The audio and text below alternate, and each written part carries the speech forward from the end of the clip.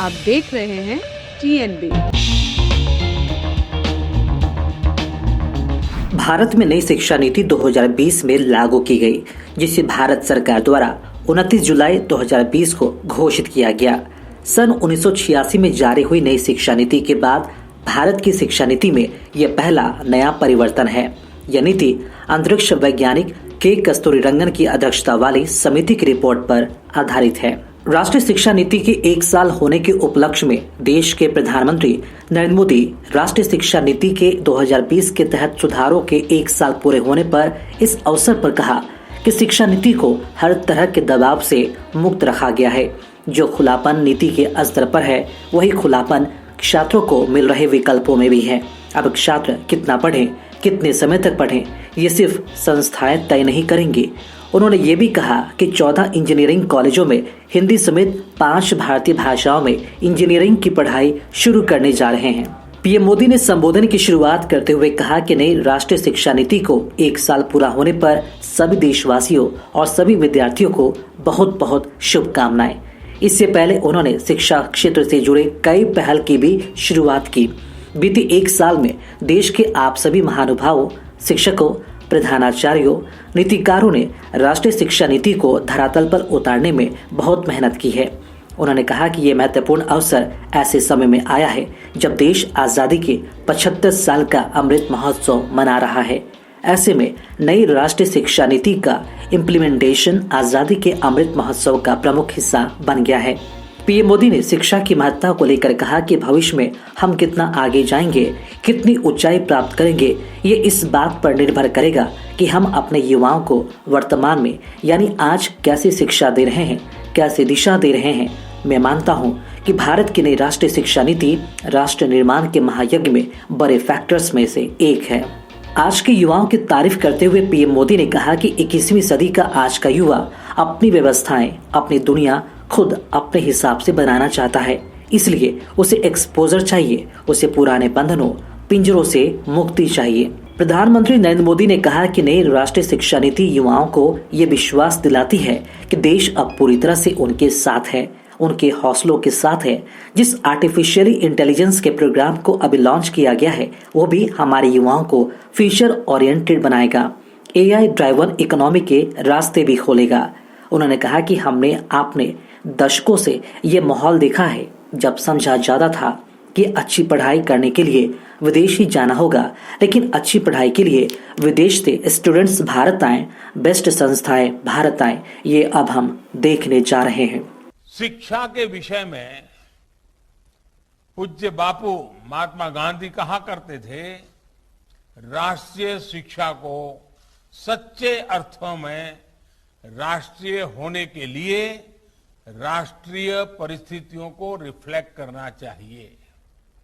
बापू के इसी दूरदर्शी विचार को पूरा करने के लिए स्थानीय भाषाओं में मदर लैंग्वेज में शिक्षा का विचार NEP में रखा गया है। अब हायर एजुकेशन में मीडियम ऑफ इंस्ट्रक्शन के इसके लिए स्थानीय भाषाओं में भी एक विकल्प होगी। मुझे खुशी है कि 8 राज्यों के 14 इंजीनियरिंग कॉलेज 5 भारतीय भाषाएं हिंदी, तमिल, तेलुगु, मराठी और बांग्ला में इंजीनियरिंग की पढ़ाई शुरू करने जा रहे हैं। इंजीनियरिंग के कोर्स का 11 भारतीय भाषाओं में ट्रांसलेशन के लिए एक टूल भी डेवलप किया जा चुका है। क्षेत्रीय भाषा में अपनी पढ़ाई शुरू करने जा रहे छात्र छात्राओं को मैं विशेष बधाई देना चाहता हूं। इसका सबसे बड़ा लाभ देश के गरीब वर्ग को, गांव कस्बों में रहने वाले मध्यम वर्ग के स्टूडेंट्स को, दलित, पिछड़े और आदिवासी भाई बहनों को होगा। इन्हीं परिवारों से आने वाले बच्चों को सबसे ज्यादा लैंग्वेज डिवाइड का सामना करना पड़ता था। सबसे ज्यादा नुकसान इन्हीं परिवार के होनहार बच्चों को उठाना पड़ता था।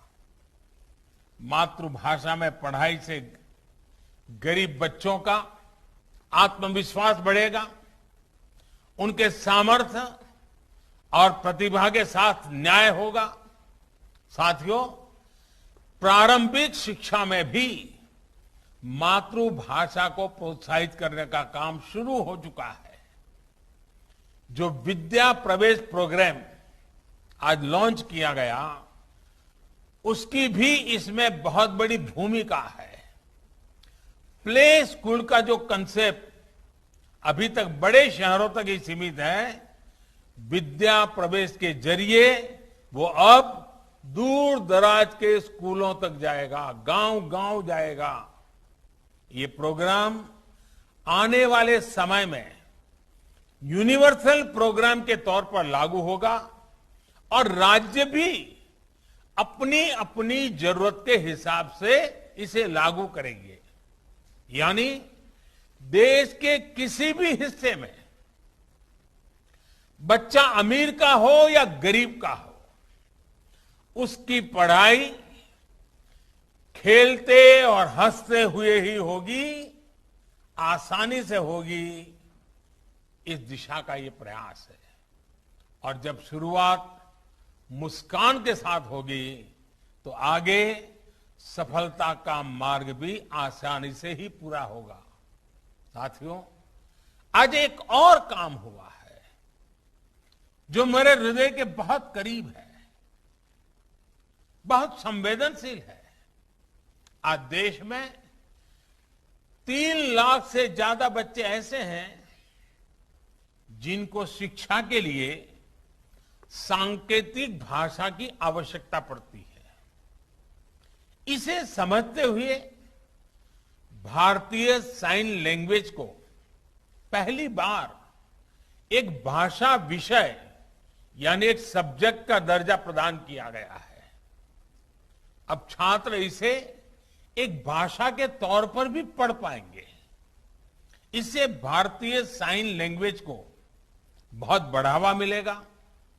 हमारे दिव्यांग साथियों को बहुत मदद मिलेगी। राष्ट्रीय शिक्षा नीति की तारीफ करते हुए पीएम मोदी ने कहा कि राष्ट्रीय शिक्षा नीति को हर तरह के दबाव से मुक्त रखा गया, जो खुलापन नीति के स्तर पर है।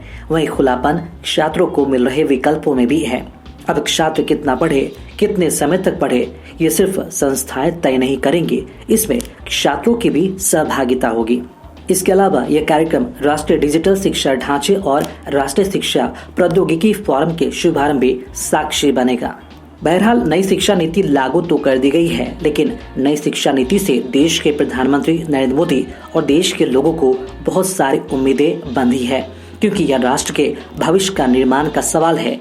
यह तो आने वाले वक्त में ही पता चलेगा कि यह नई शिक्षा नीति राष्ट्र के लिए वरदान साबित होगा या फिर कुछ और। खबरों में फिलहाल इतना ही। देश और दुनिया की ताज़ा अपडेट्स के लिए लॉगिन करें www.thenationalbulletin.in पर।